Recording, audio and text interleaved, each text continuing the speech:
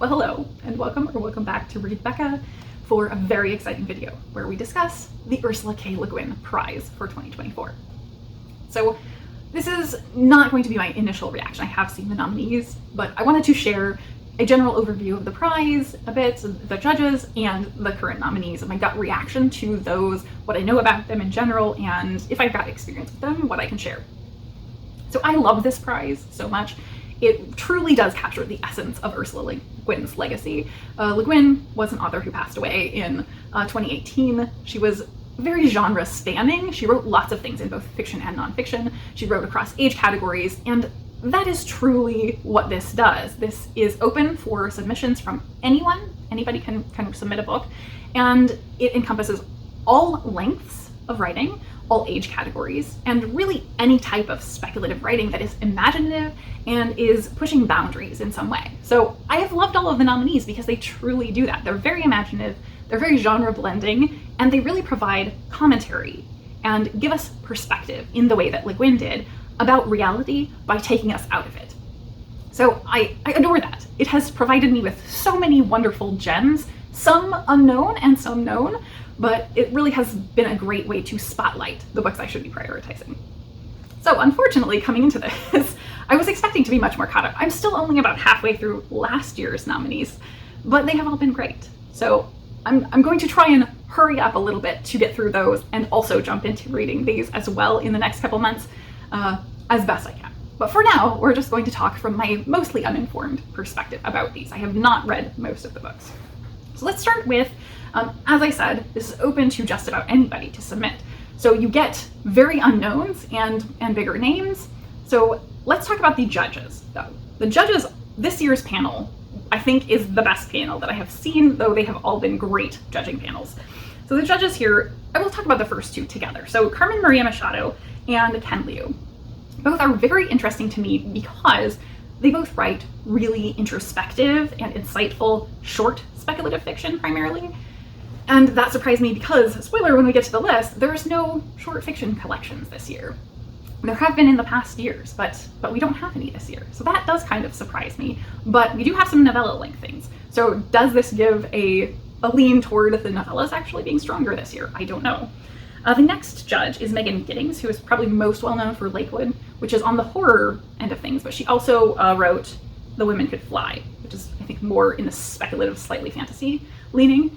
So I'm not as familiar with her work, and I haven't read from her before at all. So I think that she's kind of the unknown, because I don't know her taste as much or style as much, but I think she does commentary a lot in her fiction. So I think that would be very much where the focus is for her. Next is Omar El-Akkad, who is also very strong on commentary and less on speculative. So he's written American War, which I very much need to get to, but I keep putting off because it's just too real. It's about a future American Civil War. So that one is more speculative. The other is A Strange Paradise, which absolutely gutted me. I have a single book review for that book, and I adored it. It's about the refugee crisis ongoing in present day. And it's told from the perspective of a young boy. So I think that character perspective is really huge in his writing, and commentary, real world commentary on very high conflict situations is something that he does really, really well in a sort of quiet personal way. So I think he really fits that mold for looking for a Le Guin-like writer. So are we going to get something that's less plotty and more introspective based on these judges? That very well could be. And lastly, the most interesting of the judges is Margaret Atwood. This is very surprising because Le Guin and Atwood very famously went back and forth and had some definite conflict, direct conflicting interactions on their views of what is science fiction. And I think they mostly were amicable about that, but it is fascinating to see Atwood on this list and that she's going to be judging with the Le Guin Prize, because I do think that in the end, Atwood has come around much more to Le Guin's side about what constitutes science fiction and what can be done through the lens of science fiction. So very, very interesting from a more literary genre writer that we have in our world. So I think she's going to be very interesting to have as a judge here. Onward to the books. So there are a couple of, I guess, big names for this year who are not quite big name authors, and then a couple of authors that I do know of, but in the middle, like half of these books are totally new to me. So that is always what's so exciting about the Le Guin Prize. So first up is The Saint of Bright Doors by Vajra Chandrasekhara. A young man rejects his chosen one upbringing and discovers a much stranger life in a city full of doors and powers. Through layered storytelling that is both fantastical and familiar, Chandrasekhara remythologizes the boundless ways that people shape and reshape history and the world.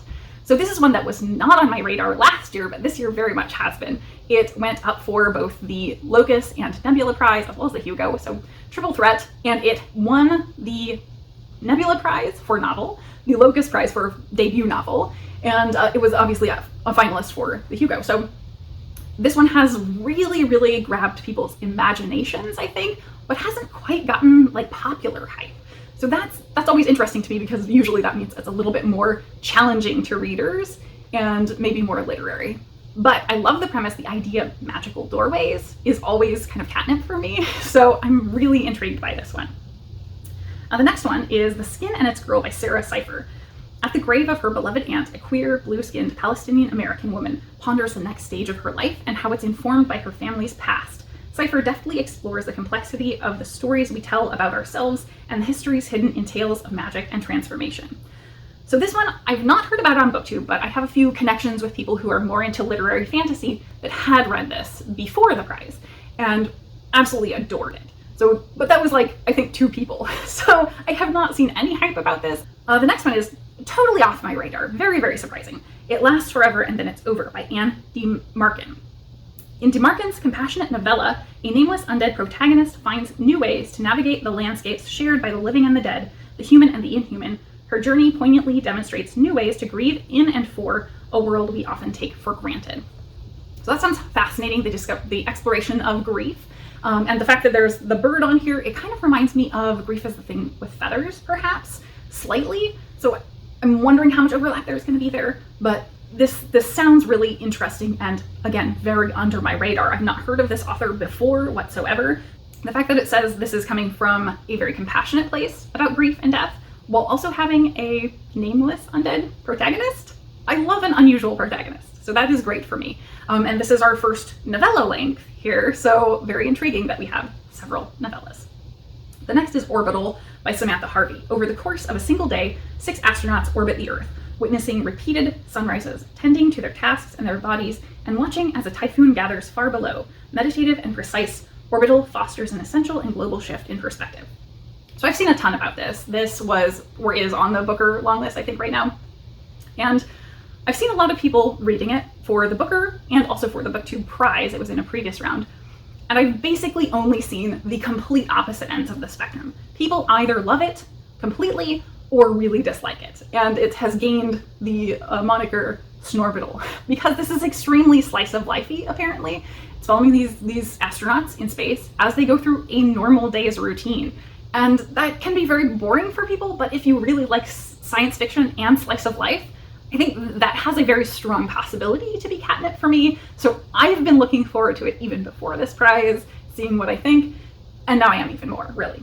I believe Orbital is also one of the ones that is right on the line between novella and novel, so kind of in the short novel range, I believe. The next one on here is Sift by Alyssa Hatman, and this is another exciting one that I had not seen anything whatsoever about, never heard of the author before, so very, very great exposure for an author.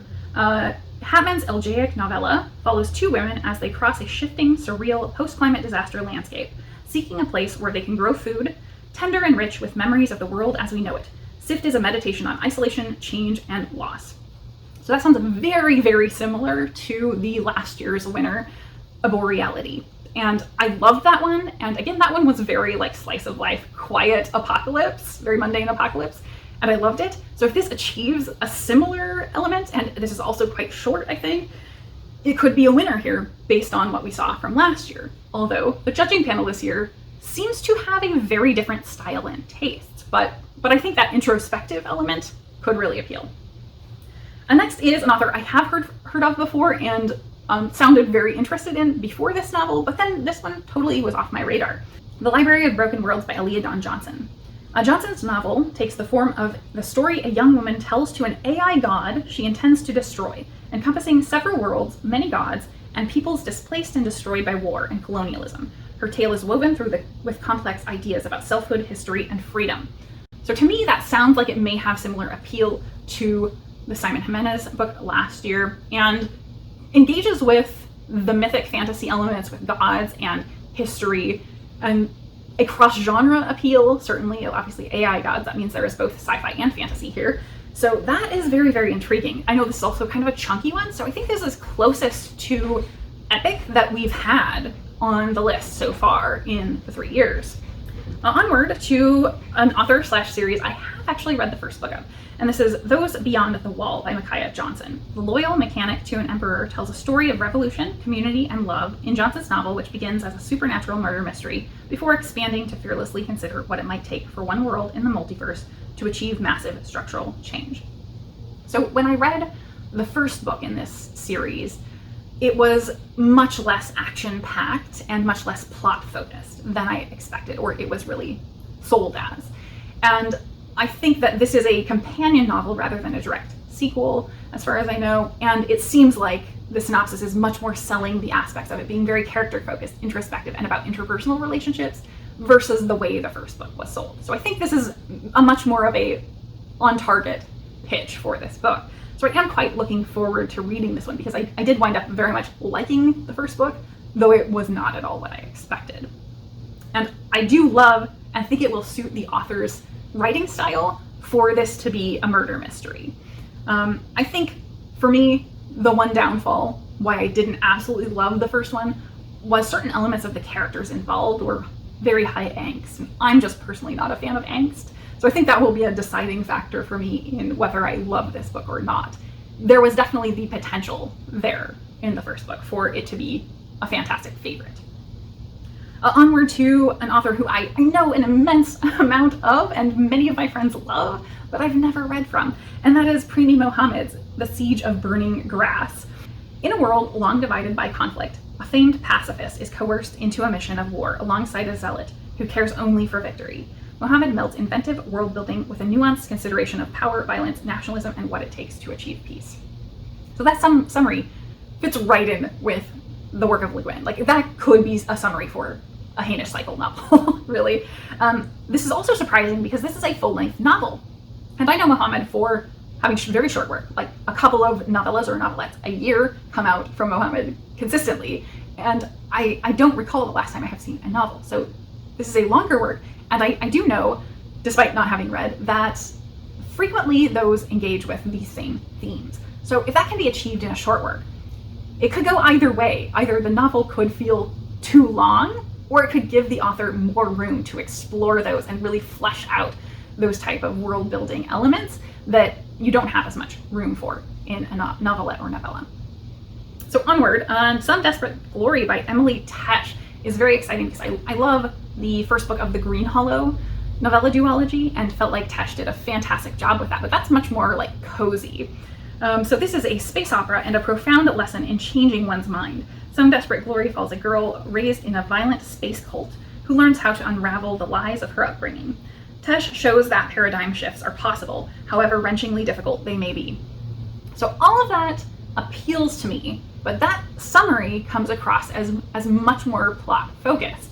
And I think that's probably a miss-sell on this one, because the initial impressions that I was getting when this first came out, I saw people picking it up, very excited, and then being disappointed because they were expecting very plotty, more traditional space opera. And I don't think this is that at all. So from what I have seen, I've seen much more positive reviews recently coming into the lead up for the Hugo Awards, because this was on the nominees list for the Hugos, and it has since gone on to win, in fact, for novel. So the people reading it for the Hugos were pleasantly surprised from what I saw to find it much more character focused than plotty space opera. So I don't know what I'm going to get out of this, because it has been kind of sold and missold in different ways from everything I've heard and gotten very mixed reactions. But if it is what I've heard people talk about recently, I think I will enjoy it very, very much. And this one is probably the first one on my radar to get to in the immediate future. And then the last one is the one I have actually read, and that is Mammoths at the Gates by Nevo. Returning after a long absence, a story-collecting cleric finds that their abbey leader has died, and their distant family waits at the gates, demanding the body. Tracing the multitude of connections that exist in a single life, Vaux illustrates the transformative power that grief has for an individual and for a community. It is the fourth in the Singing Hills cycle of novellas, and they have all been fantastic. But this whole series really follows Cleric Chi, who, as part of monastic practice for the Singing Hills Monastery, they travel around collecting stories of people and their histories. And that is just such a quiet way of telling stories. It also ties in a lot of real world folklore throughout. And I think that for me, this was not quite my favorite in the series. Like, number one of the series was just slightly above because of stylistic elements that exist in that first novella that don't in the rest. And this one was just a hair lower, but this was so good because it is engaging in those aspects of the stories we tell about people and how we perceive that story about them differently over their lives. And in grief, how we process grief through the stories that we tell about those people. So fantastic. So actually, thinking about it, storytelling came up in a couple of these books, grief came up in a couple of these books, and the kind of mythic elements came up in a couple of these books. So this definitely has mythic aspects over this series. So maybe those are the things that are drawing our judges. I don't know why they picked these particular books out of all of the nominees or out of all of the submissions, but yeah, I'm seeing some correlations there, certainly. So I think that is it for my reaction to the nominees and the judges here and what I'm thinking on these. As I said, I think Some Desperate Glory is going to be the first one that I get to very, very soon. So I'm really excited about that. And I definitely do intend to get to all of these pretty quick. Usually the judging happens and is announced around the end of October. So I will not have all of these read by then, but I do hope to have some amount of them read by then and proceed to read more of them, hopefully. So that's it for me. Are you new to the Le Guin Prize? Is this the first exposure you've had to it? What are you feeling about this list? Have you read any of the books on the list? Because I think most of these are very underrated, and I would be very curious if you have read them and have opinions. Or more importantly, are you going to read any of them? Did I spark your joy in looking at any of these books? So let me know down below if you are going to pick up any of these books or have read them, certainly. And I think that's it for me today. Thank you so very much for watching.